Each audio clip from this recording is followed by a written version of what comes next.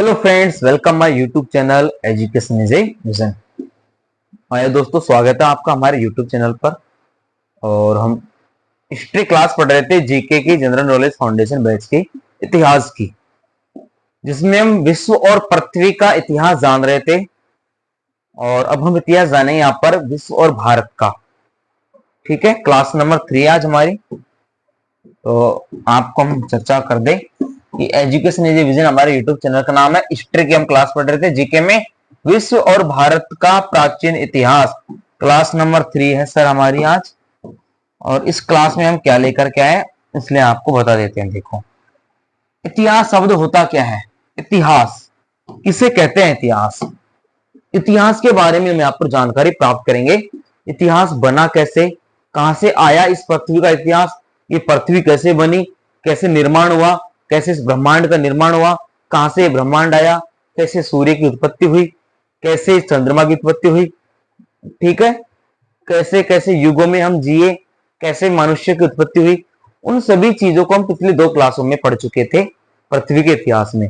और अब हम इस पृथ्वी पर जो हमारा विश्व बना, जो हमारा भारत बना, उसके इतिहास की जानकारी लेंगे। देखिए, इतिहास का प्रयोग विशेषतः 2 अर्थों में किया जाता है। जैसे एक है प्राचीन अथवा विगत काल की घटनाएं, और दूसरा है उन घटनाओं के विषय में धारणा। जैसे भारतीय संस्कृति में इतिहास शब्द इति प्लस है प्लस आस, अस धातु, लिट लिकार, अन्य पुरुष तथा एक वचन का तात्पर्य है ऐसा वस्तुतः हुआ है, ऐसा हुआ है, ऐसा हुआ था, ऐसा हुआ होगा। वो क्या हो गई? उन घटनाओं के बारे में विस्तृत चर्चा हो गई है। तो उसी को हमने यहाँ पर इतिहास माना है। अब यूनान के जो लोग हैं, यूनान के लोग इतिहास के लिए इस शब्द का, जो अंग्रेजी में हिस्ट्री बोलते हैं, इसको अंग्रेजी में हिस्ट्री शब्द का प्रयोग करते थे। हिस्ट्री शाब्दिक अर्थ है बुनना। हिस्ट्री का बुनना, जो घटनाएं लिखी गई, बुनी गई घटनाओं को बताया गया, उसको हिस्ट्री बोल दिया गया। अनुमान होता है कि ज्ञात घटनाओं को व्यवस्थित ढंग से बुनकर ऐसा चित्र उपस्थित की कोशिश की जाती थी तो सार्थक और संबंध हो। भारतीय इतिहास का अत्यंत प्राचीन और गौरवशाली है। जो हमारा भारत देश है, इसका इतिहास अत्यंत प्राचीन और गौरवशाली है। ये देख लीजिए, ये हमारे इतिहास दाता हैं भारत के, जिन्होंने इतिहास की शुरुआत की थी। ठीक है,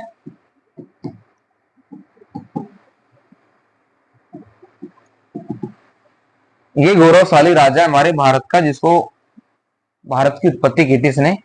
भारतीय संस्कृति में किसी भी अनुष्ठान से पहले जम्बू द्वीपे भारत खंडे आर्यवर्ते देशांतरते अमुक बोलते हैं। इसका अर्थ क्या है?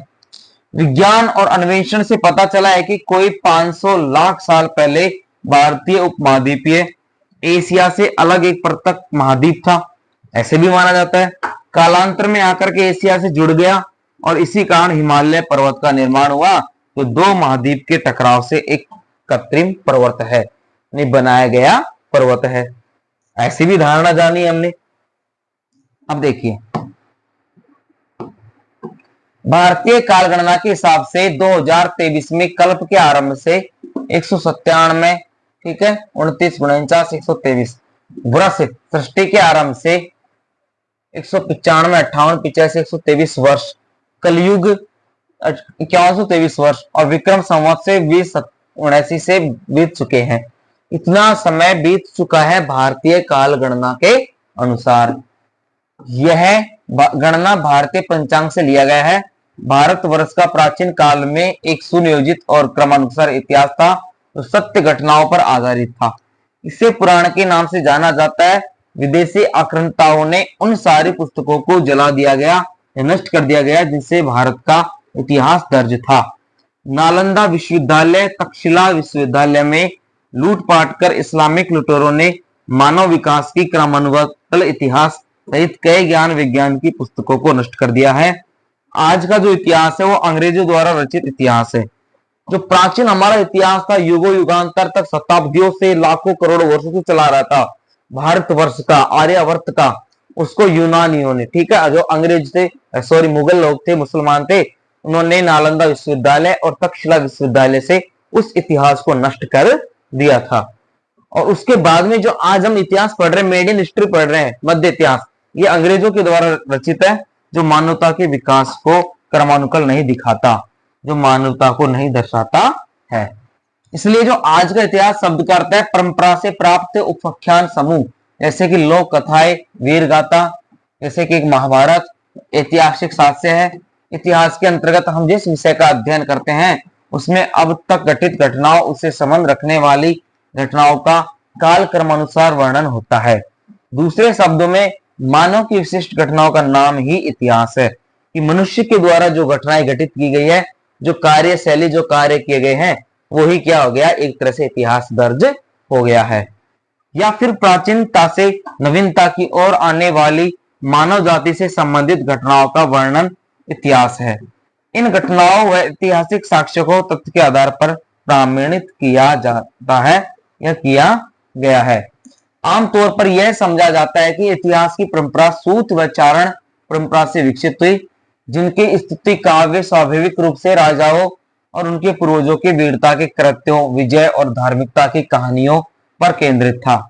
इस तरह के पाठ और बाद में शिलालेख और साहित्यिक जो रचनाएं हुई, वो सम्राट की महानता और अक्सर उसके दिव्य वंश की पुष्टि करने का काम करते हैं। यह एक शैली है जिसमें अतिशयोक्ति को किसी भी प्रकार से दोष नहीं माना जाता। परिणाम स्वरूप रघुवंश और भरत वंश के राजवंशों की यश काव्य की रचनाएं हैं, और उनमें जो काव्य रचनाएं दी गई हैं, उनकी जो रचनाएं की गई हैं, वो भरतवंश और रघुवंश की दर्शाई गई है। ये एकत्रित होकर अंततः रामायण और महाभारत के स्मारक इतिहास काव्य में विकसित हुई, और लास्ट में इनको सर महाभारत और रामायण के अंदर विस्तृत कर दिया गया, उनमें इनको रचित कर दिया गया। अब देखो, इतिहास के मुख्य आधार युग विशेष और घटना स्थल के वे अवशेष हैं जो किसी न किसी रूप में प्राप्त होते हैं। जीवन की बहुमुखी व्यापकता के कारण सुलभ सामग्री के सहारे विगत युग अथवा समाज का चरित्र चित्र निर्माण करना दुस्साध्य है। सामग्री जितनी अधिक होती जाती है, उसका उसी अनुपात से बीते हुए युग तथा समाज की रूपरेखा प्रस्तुत करना साध्य होता जाता है। प्राप्त साधनों के होते हुए भी यह नहीं कहा जा सकता कि कल्पना मिश्रित चित्र निश्चित रूप से शुद्ध या सत्य ही होगा। इसलिए उपयुक्त कमी का ध्यान रखकर कुछ विद्वान कहते हैं कि इतिहास की संपूर्णता असाध्य सी है, फिर भी यदि हमारा अनुभव और ज्ञान प्रचुर हो तो ऐतिहासिक सामग्री की जांच पड़ताल को हमारी कला तर्क प्रतिष्ठित हो तथा कल्पना संयत और विकसित हो तो अतीत का हमारा चित्र अधिक मानवीय और प्रमाणिक हो सकता है। सारांश यह है कि इतिहास की जो रचना में पर्याप्त सामग्री, वैज्ञानिक ढंग से उसकी जांच, उससे प्राप्त ज्ञान का महत्व समझने के विवेक के साथ ही साथ ऐतिहासिक कल्पना की शक्ति तथा सजीव चित्रण की क्षमता की आवश्यकता है। स्मरण रखना चाहिए कि इतिहास न तो साधारण परिभाषा के अनुसार विज्ञान और न केवल काल्पनिक दर्शन अथवा साहित्यिक रचना है। इन सबके अतिशक्ति सम्मिश्रण से इतिहास का स्वरूप रचा जाता है। इतिहास कोई खेल नहीं है। इतिहास बना कैसे है? विज्ञान का रूप, धर्म का रूप, धार्मिक शक्तियों का रूप। ये जो घटनाएं हुई संसार में, उनका स्वरूप लिया गया, उनका चित्रण किया गया और उसी को इतिहास बनाया गया। उसके अनुसार इतिहास का निर्माण किया गया कि प्राचीन काल में ऐसा हुआ था, ऐसा अनुमान किया गया। उन चीजों को सुनियोजित ढंग से रचा गया। उन स्थानों की खोज की गई जहां पर उनके अवशेष मिले, जहां पर उन स्थानों के बारे में उन शास्त्रों में बताया गया। उन स्थानों पर जाकर के जब खोज की गई, उनके बारे में जाना गया, तब एक नए इतिहास की रचना हुई और वो हमारे मध्यकालीन इतिहास में आया, जिसको हमने प्राचीन इतिहास से जाना था। ठीक है, फिर आगे बढ़ते हैं। इतिहास का आरंभ कैसे हुआ? ठीक है, इतिहास का आरंभ कैसे हुआ, कहां से हुआ? लिखित इतिहास का आरंभ पद अथवा गद्य में वीर गाथा के रूप में हुआ। वीर गाथाओं के रूप में पद गद्य भागों में उस इतिहास को दर्शाया गया। फिर वीरों अथवा विशिष्ट घटनाओं के संबंध में अनुश्रुति अथवा लेखक की पूछताछ से गद्य में रचना प्रारंभ हुई। इस प्रकार के लेख कपड़ों, पत्थरों, छालों और कपड़ों पर मिलते हैं। कागज का आविष्कार होने से लेखन और पठन पाठन का मार्ग प्रस्तुत हो गया। लिखित सामग्री को अन्य प्रकार की सामग्री जैसे खंडहर, सौवे, बर्तन, धातु, अन्न, सिक्के, खिलौने तथा यातायात के साधनों आदि के सहयोग द्वारा ऐतिहासिक ज्ञान का क्षेत्र और कोष बढ़ता चला गया। उस सब सामग्री की जांच पड़ताल की वैज्ञानिक कला का भी विकसित होना होता गया और प्राप्त ज्ञान को सजीव भाषा में गुफिल करने की कला ने आश्चर्यजनक उन्नति कर ली। फिर भी अतीत के दर्शन के लिए कल्पना कुछ तो अभ्यास, किंतु अधिकतर व्यक्ति की नैसर्गिक क्षमता एवं सूक्ष्म तथा क्रांत दृष्टि पर आश्रित है।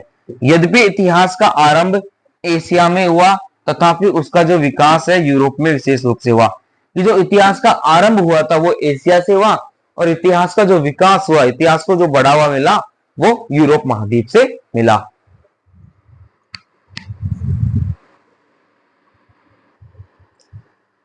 फिर आगे बढ़ते हम इसके बारे में चर्चा करते हैं।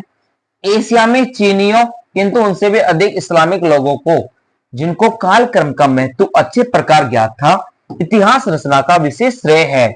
मुसलमानों के आने के पहले हिंदुओं के इतिहास संबंध में अपनी अनोखी धारणा थी। कालक्रम के बदलने से वे सांस्कृतिक और धार्मिक विकास या ह्रास के युगों के कुछ मूल तत्वों को एकत्रित कर और विचारों तथा भावनाओं के प्रवर्तनों और प्रतीकों का सांकेतिक वर्णन करके संतुष्ट हो जाते थे। उनका इतिहास प्राय काव्य रूप में मिलता है, जिसमें सब कच्ची पक्की सामग्री मिली जुली, उलझी और गुथी पड़ी है। उसके सुलझाने के कुछ कुछ प्रयत्न होने लगे हैं, किंतु कालक्रम के अभाव में भयंकर कठिनाइयां पड़ी रही हैं। कि जो एशिया में चीनी, मुगलों, मुसलमानों, उन सभी लोगों के द्वारा अपने अपने धर्म को आगे बढ़ा करके, अपने अपने व्यक्तित्व को आगे बढ़ा करके नए नए इतिहास की रचना की गई, नई नई जानकारियां प्रदान की गई और नई नई घटनाओं का जिक्र इतिहास में किया गया। वर्तमान सदी में यूरोपीय शिक्षा में दीक्षित हो जाने से ऐतिहासिक अनुसंधान की हिंदुस्तान में उत्तरोत्तर उन्नति होने लगी है। इतिहास के एक नहीं सहस्त्रों धाराएं हैं। स्थूल रूप से उनका प्रयोग राजनीतिक, आर्थिक और सामाजिक क्षेत्रों में अधिक हुआ है। और जो इतिहास है उसका उपयोग कहां किया गया है? राजनीतिक, आर्थिक और सामाजिक क्षेत्रों में बहुत अधिक हुआ है। इसके सिवा अब व्यक्तियों में सीमित न रख करके जनता तथा उसके संबंध का ज्ञान प्राप्त करने की ओर अधिक रुचि हो गई है। इतिहास को एक राजनीतिक लाभ के रूप से लोगों के बीच में उतारा जा रहा है। भारत में इतिहास के स्रोत हैं ऋग्वेद और अन्य वेद, जैसे सामवेद है ना, यजुर्वेद, सामवेद, अथर्ववेद ग्रंथ। इतिहास, पुराण, स्मृति ग्रंथ आदि इनकी ऐतिहासिक सामग्री कहते हैं। और भारत का जो इतिहास है वो इन 4 वेदों से लिया गया है। जो पुराण खंड है, जो प्राचीन है, प्राचीन हमारे जो यहाँ पर खंड मिले हैं ना, जो घटनाएं थी, जो पुराण लिखे गए थे, उन काल क्रम के अनुसार, उन सांस्कृतिक वस्तुओं के अनुसार, उन ग्रंथों के अनुसार हमारे भारतीय समाज की स्थापना की गई और उसके इतिहास की जानकारी दी गई। पश्चिम में हेरोडोटस को प्रथम इतिहासकार मानते हैं। जो वेस्ट साइड है, वेस्ट हमारा है उस वर्ल्ड का, उसका जो इतिहासकार है प्रथम वो हेरोडोटस है। ये एक क्वेश्चन है यहाँ पर ना। अब इतिहास का क्षेत्र कहां से प्रारंभ हुआ इसकी भी हम जानकारी लेते हैं। इतिहास का क्षेत्र बड़ा व्यापक है। प्रत्येक व्यक्ति, विषय, अन्वेषण, आंदोलन आदि का इतिहास होता है। यहाँ तक कि इतिहास का भी इतिहास होता है। अतः ये कहा जा सकता है कि दार्शनिक, वैज्ञानिक आदि अन्य दृष्टिकोणों की तरह ऐतिहासिक दृष्टिकोण की अपनी निजी विशेषता है। वह एक विचार शैली है जो प्रारंभिक पुरातन काल से और विशेषतः 17वीं सदी से सभ्य संसार में व्याप्त हो गई। 19वीं सदी से प्राय प्रत्येक विषय के अध्ययन के लिए उसके विकास का ऐतिहासिक ज्ञान आवश्यक समझा जाता है। इतिहास के अध्ययन से मानव समाज के विविध क्षेत्रों को जो व्यावहारिक ज्ञान प्राप्त होता है, उससे मनुष्य की परिस्थितियों को आंकने, व्यक्तियों के भावों, विचारों तथा जन समूह की प्रवृत्तियों आदि को समझने के लिए बड़ी सुविधाओं और अच्छी खासी कसौटियां मिल जाती हैं। कहने का मतलब इतिहास का भी इतिहास होता है। इतिहास आया कहां से, उसका भी इतिहास है। इतिहास प्राय नगरों, प्रांतों तथा विशेष देशों के युगों के लिखे जाते हैं। और अब इस चेष्टा प्रयत्न होने लगे हैं कि यदि संभव हो तो सभ्य संसार ही नहीं वरन मनुष्य मात्र के सामूहिक विकास या विनाश का अध्ययन भूगोल के समान किया जाए। इस ध्येय की सिद्धि यद्यपि असंभव नहीं तथापि बड़े दुस्तर हैं। इसके प्राथमिक मानचित्र से अनुमान होता है कि विश्व के संतोषजनक इतिहास के लिए बहुत लंबे समय, प्रयास और संगठन की आवश्यकता है। कुछ विद्वानों का मत है कि यदि विश्व इतिहास की तथा मानुषिक प्रवृत्ति के अध्ययन से कुछ सर्वव्यापी सिद्धांत निकालने की चेष्टा की गई तो इतिहास समाजशास्त्र में बदलकर अपनी वैयक्तिक विशेषता खो बैठेगा। यह भय इतना चिंताजनक नहीं है, क्योंकि समाजशास्त्र के लिए इतिहास की उतनी ही आवश्यकता है जितनी इतिहास को समाजशास्त्र की। वस्तुतः इतिहास पर ही समाजशास्त्र की रचना संभव है। इतिहास के बारे में यह भी दर्शाया गया कि ये प्रमुख प्राचीन नगरों, प्राचीन संस्कृतियों, प्राचीन धर्म और देशों के अलावा विशिष्ट व्यक्तियों का भी इतिहास दर्शाने जाने लगा। मनुष्य सभ्यता, मानव संस्कृति, मनुष्य के बारे में भी इतिहास की जानकारी दी जाने लगी और उस इतिहास के बारे में बताया जाने लगा। और ये दोनों के लिए क्या है, वैसर्गिक है। अब बात आती है सर हमारे यहाँ पर सैन्य इतिहास की, कि जो हमारा सैन्य इतिहास था वो कहां से प्रारंभ हुआ था। सैन्य इतिहास युद्ध रणनीतियों, युद्ध हथियार और युद्ध के मनोवैज्ञानिक से संबंधित है। 1970 के दशक के बाद से नए सैन्य इतिहास जो जनशक्ति से अधिक सैनिकों के साथ, रणनीति से अधिक मनोवैज्ञानिक के साथ और समाज और संस्कृति पर युद्ध के व्यापक प्रभाव से संबंधित है। जो सैन्य इतिहास रहा है वो उन सभी चीजों को, प्रमाणों को दर्शाता है जो एक दूसरे देशों ने अपने एक दूसरे के ऊपर बल के साथ छल किया था। फिर बात आती है सर धर्म के इतिहास की, है ना, हिस्ट्री ऑफ रिलीजियंस। धर्म अलग अलग संस्कृतियों, अलग अलग देशों के लोगों का अलग अलग धर्म था और उस समय इतनी व्यापक समस्या आ गई थी कि एक दूसरे धर्म को अपने ऊपर आरोपित किया जाता था। यहां तक कि इस्लाम देश में बड़ी तेजी से फैल रहा था। मंगोल थे, चंगेज खान था, मंगोलिया थे ना, सुल्तान थे, जितने भी थे वहां पर लोग, मालवा के थे, कोई न जाने कितने मुसलमान थे इस्लामिक धर्म के, तो अफगानी थे, ईरानी थे, वो चारों देशों में जो सिकंदर था वो लगभग पूरे विश्व में अपना क्या परचम लहराने को तैयार था।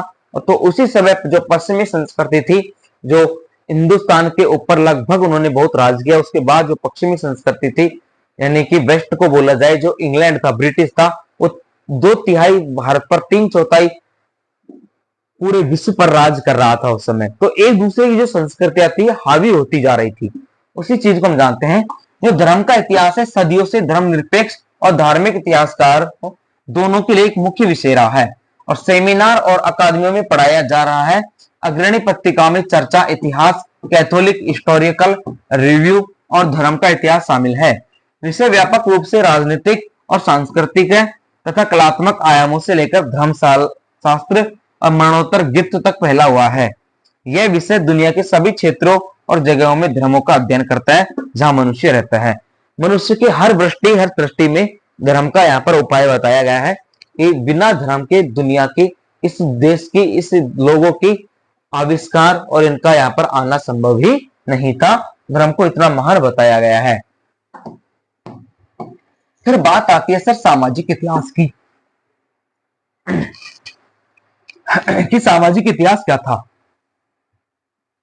जो सामाजिक इतिहास है, जिसे कभी कभी नए सामाजिक इतिहास कहा जाता है, एक ऐसा क्षेत्र है जिसमें सामान्य लोगों के इतिहास और जीवन के साथ सामना करने के लिए उनकी रणनीतियां शामिल है। अपने स्वर्ण युग 1960 और 1970 के दशक में यह विद्वानों के बीच एक प्रमुख विषय था और अभी भी इतिहास के विभागों में इसकी अच्छी पहट है। 1975 से 1995 तक 2 दशकों में अमेरिकी इतिहास के प्रोफेसरों का अनुपात सामाजिक इतिहास के साथ साथ 31% से बढ़कर के 41% हो गया, जबकि राजनीतिक इतिहासकारों का अनुपात 40 से 30% गिर गया है। यानी जो सामाजिक इतिहास है उसके ऊपर भी लोगों ने रुचि ली, समाज को एक साथ जोड़ना, सामाजिक संगठनों का एक साथ आना। जैसे भारत में देखा जाए तो विभिन्न प्रकार के सामाजिक संगठन उस कालखंड के दौरान एक साथ आए और उन्होंने पश्चिमी देश अंग्रेजों के ऊपर दबाव बनाया ताकि भारत छोड़ने पर वो मजबूर हुए थे। वो जो घटनाएं 1947 से पहले हुई थी वो 1970, 75, 60 में एक सबक था कि अब हमको फिर से हमारे देश का निर्माण करना है। पूरे जो राजा महाराजाओं के राज थे उनको खत्म किया गया है ना, इमरजेंसी लगाई गई, एक तरह से हर चीज को थोपा गया था। तो एक तरह से वो सामाजिक इतिहास में परिवर्तन लाता था।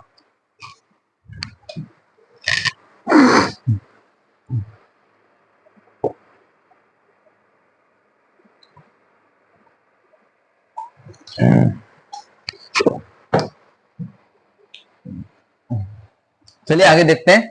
फिर बात आती है हमारी सांस्कृतिक इतिहास की। ये सांस्कृतिक इतिहास क्या था? Cultural history. लोगों की संस्कृतियां क्या थी? धर्म के अनुसार हर देश की संस्कृति होती है, अपना अपना कल्चर होता है, अपना अपना पहनावा, भाषा, बोली, जो भी चीज है हमारा क्षेत्र का विशेष प्रमुख भोज्य पदार्थ है, उन सब चीजों को एक सांस्कृतिक रूप में पिरोया गया और धर्म के अनुसार उसको आगे बढ़ाया गया। 1980 और 1990 के दशक में सांस्कृतिक इतिहास ने सामाजिक इतिहास की जगह ले ली। यह आमतौर पर नृ विज्ञान और इतिहास के दृष्टिकोण को भाषा, लोकप्रिय सांस्कृतिक परंपराओं, ऐतिहासिक अनुभवों की सांस्कृतिक व्याख्याओं को देखने के लिए जोड़ती है। यह पिछले ज्ञान, रीति रिवाजों और लोगों के समूह के कला के अभिलेखों और वर्णनात्मक विवरणों की जांच करता है। लोगों ने कैसे अतीत की अपनी स्मृति का निर्माण किया है, यह एक प्रमुख विषय है। सांस्कृतिक इतिहास में समाज में कला का अध्ययन भी है और यह शामिल भी है, अध्ययन भी शामिल है। साथ ही छवियों और मानव दृश्यों, उत्पादन, प्रतिरूप का भी अध्ययन भी किया गया है। फिर आता है सर हमारा राजनयिक इतिहास। राजनयिक इतिहास का मतलब राजनीति का इतिहास कैसा रहा है उस दशक में। राजनीति एक तरह से, अब जिस तरह से लोकतंत्र की हत्या की जा रही है, यानी अपने बलबूते पर अपने निजी स्वार्थ के लिए जो राजनयिक है, राजनेता है, किस प्रकार से आम जनों को परेशान करते हैं, लोकतंत्र को, संविधान को किस तरह से नष्ट किया जा रहा है, ये चीजें इस समय वर्तमान में बहुत प्रचंड रूप से फैली हुई है। तो किस प्रकार से राजनीति का इतिहास हुआ होगा, उस चीज के बारे में जानकारी लेते हैं। राजनयिक इतिहास राष्ट्रों के बीच संबंधों पर केंद्रित है, मुख्यतः कूटनीति और युद्ध के कारणों के बारे में। हाल ही में यह शांति और मानव अधिकारों के कारणों को देखता है। यह आमतौर पर विदेशी कार्यालय के दृष्टिकोण और लंबी अवधि के रणनीतिक मूल्यों को प्रस्तुत करता है, जैसा कि निरंतरता और इतिहास में परिवर्तन की प्रेरणा शक्ति है। इस प्रकार के राजनीतिक इतिहास समय के साथ देशों या राज्य सीमाओं के बीच अंतरराष्ट्रीय संबंध के संचालन का अध्ययन है। इतिहासकार म्यूरियल चैम्बरलेन ने लिखा है कि प्रथम विश्व युद्ध के बाद राजनयिक इतिहास ने ऐतिहासिक जांच के प्रमुख के रूप में संवैधानिक इतिहास का स्थान ले लिया, जो कि कभी सबसे ऐतिहासिक, सबसे सटीक और ऐतिहासिक अध्ययनों में सबसे परिष्कृत था। उन्होंने कहा कि 1945 के बाद यह प्रवृत्ति उलट गई, अब सामाजिक इतिहास ने इसकी जगह ले ली है। जो राजनीतिक इतिहास था उसको सामाजिक इतिहास में भी बदल दिया गया और समाजों को जोड़ करके एक नई राजनीति का निर्माण किया गया और जिस रूप से एक जातिवाद का भी फैलावा हुआ। फिर यह बात आती है आर्थिक इतिहास की, इकोनॉमी की। विश्व का आर्थिक इतिहास कैसा रहा?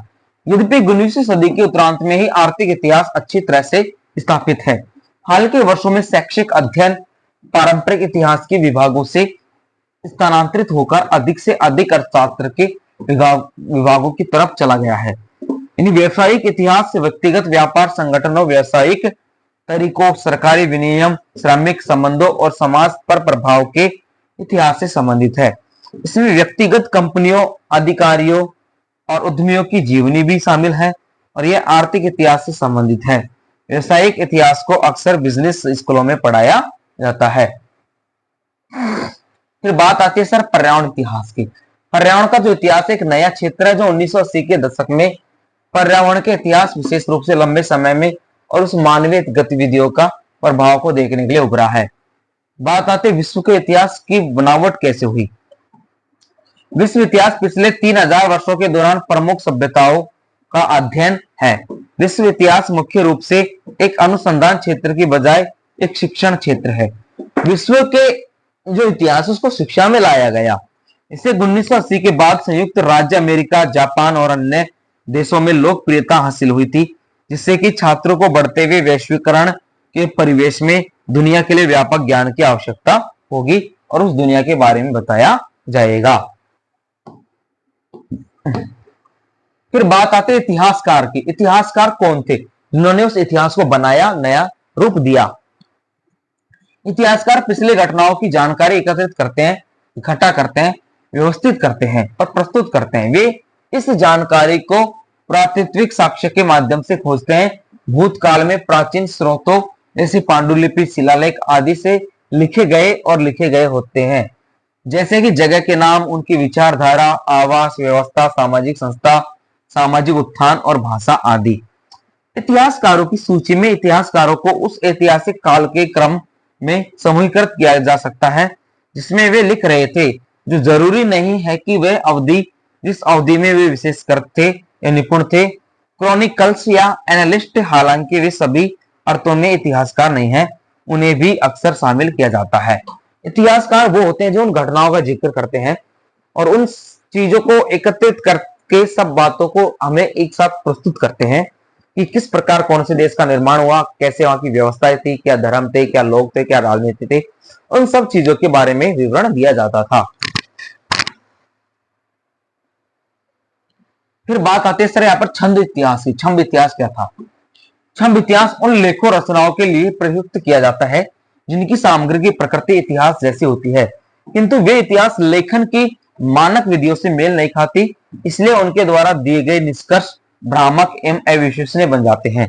प्राय राष्ट्रीय, राजनीतिक, सैनिक एवं धार्मिक विषयों के संबंध में नए एवं विवादित और काल्पनिक तथ्यों पर आधारित इतिहास को छंद इतिहास की श्रेणी में रखा जाता है।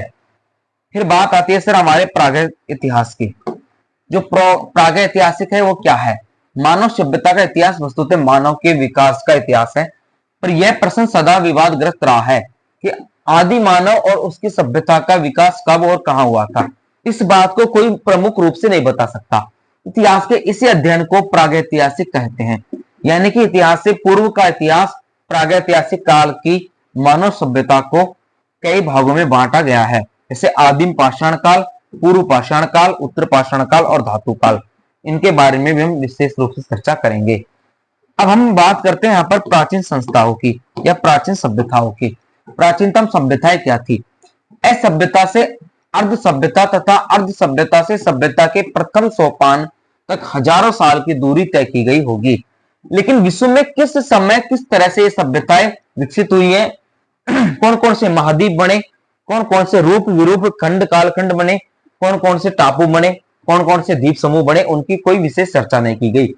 इसकी कोई जानकारी आज नहीं मिलती है। हाँ, इतना अवश्य मालूम हो सकता है कि प्राचीन विश्व की सभी सभ्यताएं नदियों की घाटियों में ही उदित हुई और फली फूली।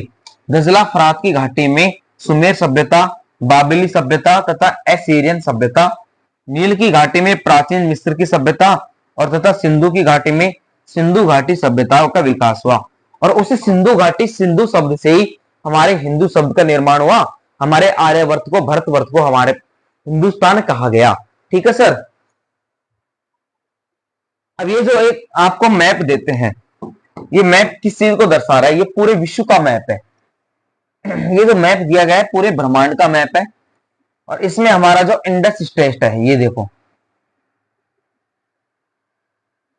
हिंदू स्टेट्स, ये हमारे जो भारत का है, इंडिया का मैप है। ठीक है, कौन कौन से देश थे, कैसे कैसे इसको बनाया गया, पूरा यहाँ पर संसार का, विश्व का नक्शा यहाँ पर आपके सामने दर्शाया गया है। अब बात आती है कि जो विश्व का इतिहास है वो कहां से लिया गया है और किस प्रकार से इसको तैयार किया गया है। देखिए, विश्व के इतिहास से आज से अतीत से लेकर के आज तक पृथ्वी के सभी स्थानों की मानव जाति के इतिहास से है। जो विश्व का इतिहास है वो एक कालक्रम है। विश्व इतिहास बहुत बड़ा है। इसका संक्षिप्त कालक्रम इतिहास इस प्रकार है। जैसे पाषाण युग है तो पाषाण युग इससे 35 लाख से 4000 ईसा पूर्व में हुआ। फिर पुरापाषाण काल आया, मध्य पाषाण काल आया, नवपाषाण काल आया। इनकी यहाँ पर सबकी आयु दे रखी है, देखो। ठीक है, उसके बाद आद्य इतिहास आया। आद्य इतिहास में ताम्र पाषाण युग आया, कांस्य युग आया, लोह युग आया, सिंधु सरस्वती सभ्यता आई, मेसोपोटामिक्स की सभ्यता आई, मिस्र की सभ्यता आई, हिंदू सभ्यता, वैदिक काल, महाजनपद काल आया। और उनकी कब से कब आए थे उन सारी ईस्वी यहाँ पर दे गई है, कौन से कालखंड में कौन से वर्ष में वो आए थे। फिर सर चीन की सभ्यता के बारे में पढ़ा हमने।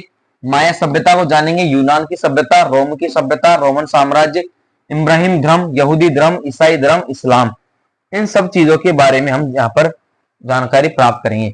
फिर पारतीय श्रमण परंपरा, आजीविका, जैन धर्म, बौद्ध धर्म, कन्फ्यूशियन धर्म, मौर्य साम्राज्य, मंगल साम्राज्य, मैग्ना कार्टा।